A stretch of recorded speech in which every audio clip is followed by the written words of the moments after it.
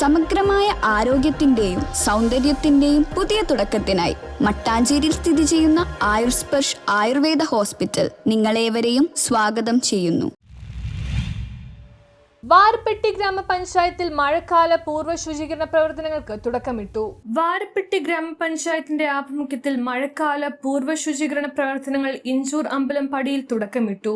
ഈ പ്രദേശത്തെ കവലകളും വീടുകളും പരിസരങ്ങളും ശുചീകരിക്കുക, വെള്ളം കെട്ടിക്കിടക്കുന്ന സാഹചര്യം ഒഴിവാക്കുക, മാലിന്യങ്ങൾ ശരിയായ രീതിയിൽ നിക്ഷേപിക്കുക, കൊതുക് വളർച്ച തടയുക, പൊതുകിണറുകൾ ശുചീകരിക്കുക തുടങ്ങിയ ലക്ഷ്യങ്ങളോടെ 2 ആഴ്ച നീണ്ടു നിൽക്കുന്ന മഴക്കാല പൂർവ്വ ശുചീകരണ പ്രവർത്തനങ്ങളാണ് പഞ്ചായത്ത് ഇതുമായി നടപ്പിലാക്കുന്നത്.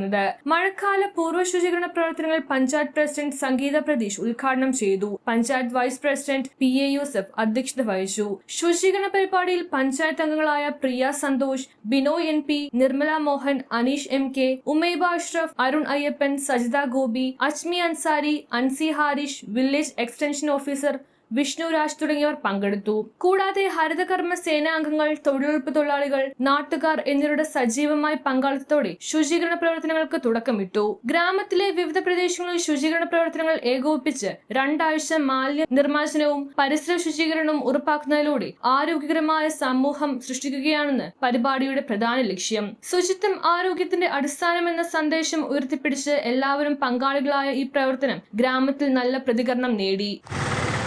നമുക്കറിയാം, നമ്മുടെ ഇത്തരമുള്ള പ്രവർത്തനങ്ങൾക്കൊപ്പം തന്നെ മാലിന്യമുക്തം മാറ്റുന്നതിന് വേണ്ടിയുള്ള പ്രവർത്തനങ്ങൾ എല്ലാ ഭാഗത്തു നിന്നും നമുക്ക് ഉണ്ടാകേണ്ടതുണ്ട്. പ്രത്യേകിച്ച് നമുക്കറിയാം, വ്യാപാരികളുടെ ഭാഗത്തു നിന്നും എല്ലാം ഇത്തരമുള്ള പ്രവർത്തനം ഉണ്ടാകും. നമുക്ക് ഈ ടൗൺ ഏരിയകൾ കേന്ദ്രീകരിച്ച് ഇത്തരമുള്ള പ്രവർത്തനം നടത്തുമ്പോൾ ഒരുപാട് മാലിന്യങ്ങൾ കാനകൾക്കുള്ളിൽ നിന്നും അതുപോലെ തന്നെ നമ്മുടെ ചുറ്റുപാടുള്ള പുഴകളിൽ നിന്നും തോടുകളിൽ നിന്നും നമ്മൾ കണ്ടെത്താറുണ്ട്.